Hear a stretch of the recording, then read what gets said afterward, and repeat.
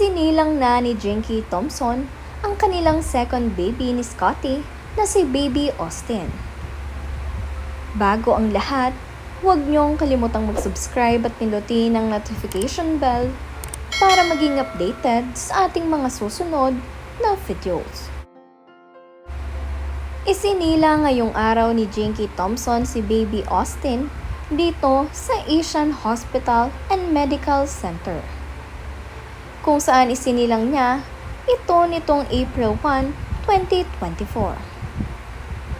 Masayang-masayang ang ibinahagi nitong si Scotty ang mga larawan na ito ng panganganak ni Jinky. Sobrang saya nga rin itong sina Jinky at Scotty matapos nilang makita itong si Baby Austin. Cesarean itong si Mommy Jinky, kaya naman itong si Daddy Scotty ay nangangako na aalagaan niya itong si Mommy Jinky at si Baby Austin. Sabi nga rin itong si Scotty sa kanyang post, "Say hello to the world, Skylar Austin Thompson. Kuya Aster is so happy to finally meet you. Thank you, Lord, for blessing us another bundle of joy. Thank you, Lord, for giving us such a loving and caring wife and a mother.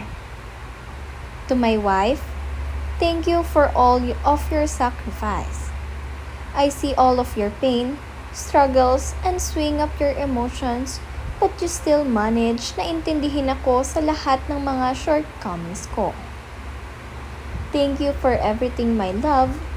I promise na mas iintindihan kita, especially this postpartum period mo.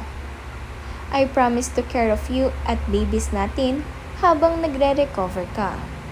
We love you so much, Mommy Jinky Thompson."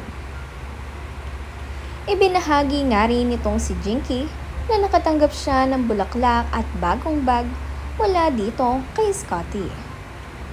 Sobrang sweet nga nitong si Scotty dahil ito ay surprise sa kanya.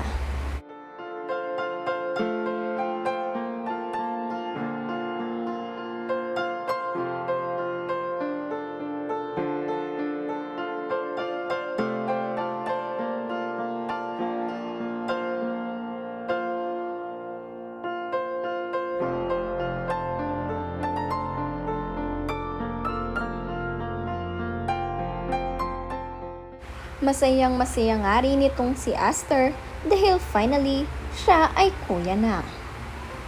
Masayang-masaya nga ngayon ang lahat ng mga fans at supporters ng Thompson family dahil mayroon na naman silang bagong bundle of joy.